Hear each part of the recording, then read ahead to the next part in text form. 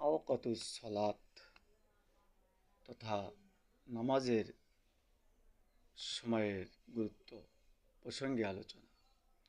আল্লাহ পাক বলেন, ইন্নাস সালাতা কানাত আলাল মুমিনিনা কিতাবাম মাওকুফা। অর্থাৎ নির্ধারিত সময়ে সালাত কায়েম করা মুমিনদের জন্য অবশ্য কর্তব্য। সূরা আন-নিসা আয়াত নম্বর 103। সুতরাং এখানে নামাজের সময়ের প্রতি গুরুত্ব দিতে বলেছেন। তো আমরা যথাসময়ে প্রত্যেকটি নামাজ পড়ব, যে টাইম হলেই আমরা নামাজ পড়ব, কারো অপেক্ষা না করে।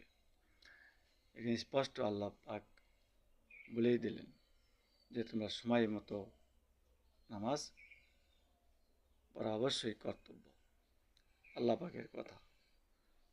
তো আমরা যথাসময়ে নামাজ পড়ব, নামাজের প্রতি গাফলাতি হব না। সে প্রসঙ্গে আরও একটু এর সাথে যোগ করতে চাই। যেমন আমরা ফজরের নামাজ পড়ি, সালাতের সময় হচ্ছে যে শবে সাদেক হওয়ার সাথে সাথেই এবং সূর্য উদয়ের আগ পর্যন্ত ফজরের সময়। আর জহর হচ্ছে ঠিক নিজের শ্যামাটা একটু পূর্ব দিকে হারলেই টাইম হয়ে যায়, আর এই ছায়াটা দ্বিগুণ হলেই লাস্ট সময় শেষ পর্যন্ত চলবে। অনুরূপভাবে একজনের ছায়া দ্বিগুণের পর থেকেই শুরু হয় আসরের নামাজের সময়, এবং সূর্য অস্ত যাওয়ার আগ মুহূর্ত, লালিমা না দেখার আগ পর্যন্ত আসরের নামাজের সময় হচ্ছে। আর সূর্য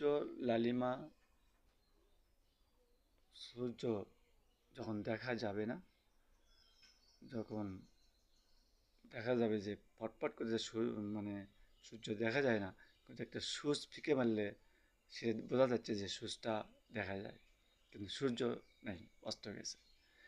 এমন থেকেই মাগরিবের নামাজ শুরু, এবং ঠিক 5 থেকে 6 রাকাত নামাজ পড়ার টাইম পর্যন্তই মাগরিবের সময় থাকে।